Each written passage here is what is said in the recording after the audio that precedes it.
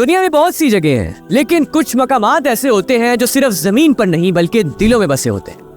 मक्का, जहाँ हर सांस में सुकून है, जहाँ काबा का हर एक कोना एक पैगाम देता है। आज की वीडियो में आपको वो 10 अजीबो गरीब राज बताएंगे जो इस मुकद्दस मुकाम से जुड़े हैं और जिनको साइंस भी आज तक समझ नहीं पाई। इंसान चांद पर पहुंच गया, साइंस ने गैलेक्सीज को तोड़कर समझने की कोशिश की, लेकिन एक जगह ऐसी है जो हर इल्म, हर थ्योरी, हर फॉर्मूला से बालातर है। नाज़रीन, काबा सिर्फ एक इमारत नहीं, ये अल्लाह का वो घर है जहाँ हर दिल झुकता है। आज की वीडियो में हम काबा के वो राज आपको बताने वाले हैं जो किसी किताब में या किसी साइंटिस्ट की रिसर्च में आपको नहीं मिलेंगे। ये सिर्फ उसको समझ आएगा जिसका दिल मकबूल हो चुका है।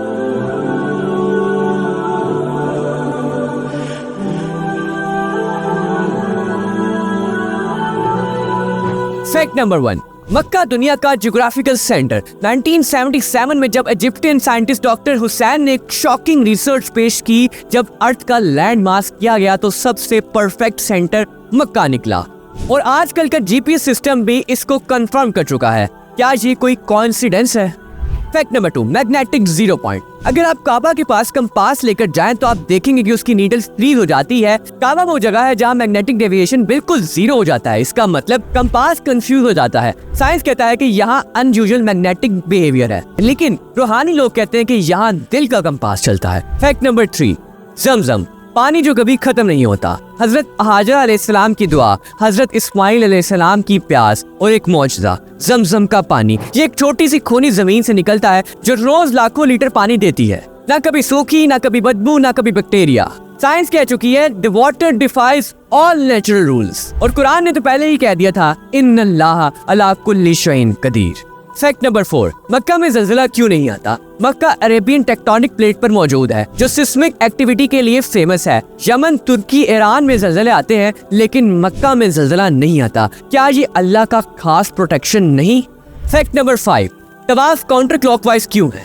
काबा के गिर्द मुसलमान काउंटर क्लॉकवाइज चक्कर लगाते हैं। ये मूवमेंट वैसी ही है जैसे इलेक्ट्रॉन्स न्यूक्लियस के गिर्द चक्कर लगाते हैं, जैसे प्लैनेट सूरज के गिर्द चक्कर लगाते हैं।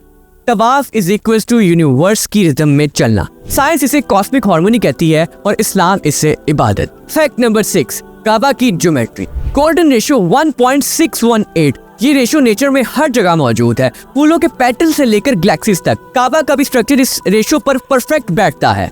हर कॉर्नर, हर साइड, हर एलिवेशन सब एक डिवाइन डिजाइन का हिस्सा है। फैक्ट नंबर 7, हजरे अस्वद, जन्नत का पत्थर।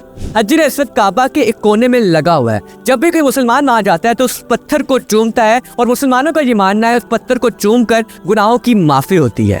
और कुरान के मुताबिक भी ये पत्थर जो है जन्नत से आया है। साइंटिस्ट ने जब इस पत्थर का टेस्ट किया तो कहा it's not from earth, it's from beyond. लेकिन हम तो जानते हैं ये पत्थर नहीं, ये मिसाल है मोहब्बत की। फैक्ट नंबर 8, कबूतर कभी काबा के ऊपर क्यों नहीं बैठते? मक्का में हर जगह कबूतर हैं, लेकिन आपने कभी काबा के ऊपर कबूतर को बैठे नहीं देखा होगा। साइंस के पास इस चीज का भी एग्जैक्ट जवाब नहीं, लेकिन रूहानी लोग कहते हैं जहाँ फरिश्ते होते हैं वहाँ कबूतर भी अपने पर झुकाते हैं। फैक्ट नंबर 9, हर साल हज पर डिजीज स्प्रेड कम क्यों होता है?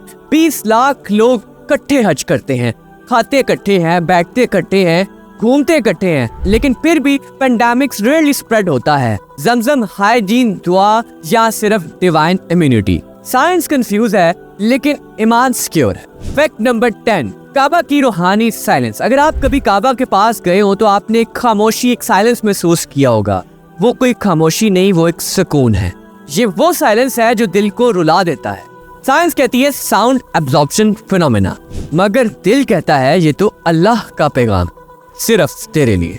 नाज़रीन, ये थे 10 फैक्ट्स काबा के। अब मैं आपको बताता चलूं कि काबा का असल रंग काला नहीं था। आज हम जब काबा को देखते हैं तो हमारे सामने काले रंग का गिलाफ होता है, लेकिन तारीख गवाह है इससे पहले सफेद, सब्ज, लाल और गोल्डन रंग का गिलाफ चढ़ा करता था, और हर दौर के हुक्मरान अपने रंग का गिलाफ चढ़ाते थे। काला रंग शुरू से नहीं था, ये तो ऑटोमन एरा में परमानेंट बना है, लेकिन असली हुस्न तो उस जगह का है जहाँ रूह सुकून लेती है। नाज़रीन, आपको बताते चलूं कि काबा जो है कई मर्तबा दोबारा बनाया गया। आम लोग समझते हैं कि ये वही इमारत है जो हजरत इब्राहीम अलैहिस्सलाम ने बनाई है, लेकिन इस इमारत को कई मर्तबा दोबारा बनाया गया। पहली मर्तबा तूफान नूह के वक्त, फिर कुरैश के वक्त, और फिर जब काबा को डैमेज किया गया उस वक्त हजरत मोहम्मद सल्लल्लाहु अलैहि वसल्लम ने अमन कायम करके हजर अस्वद को वहां रखा, और लास्ट रिपेयर जो है सऊदी हुकूमत ने 1996 में किया। नाज़रीन, काबा बदला लेकिन उसकी रूह कभी नहीं बदली। नाज़रीन, काबा का दरवाजा पहले जमीन से मिलता था, लेकिन आज काबा जमीन से 7 फीट ऊंचा है,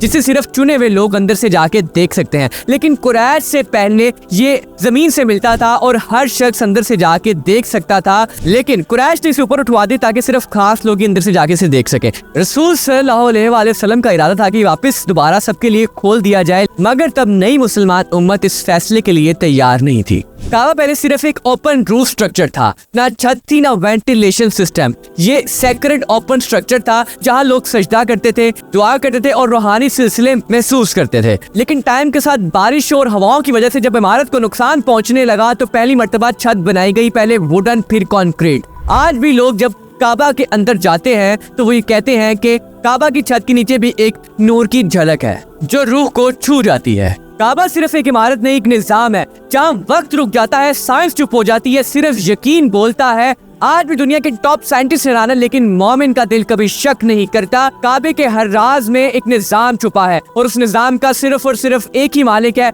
वो है अल्लाह। ये राज सिर्फ उन्हीं लोगों के सामने खुलते हैं जो इस स्तर के बनते हैं, जिनका दिल अल्लाह के लिए रोशन है। काबा के गहरे राज आज भी दुनिया के लिए पहेली है, लेकिन मोमिन के लिए हर राज में एक नया यकीन है, हर पत्थर में जिक्र है, हर कोने में नूर है और हर सांस में सिर्फ यही आवाज है, लब्बैक अल्लाहुम्मा लब्बैक।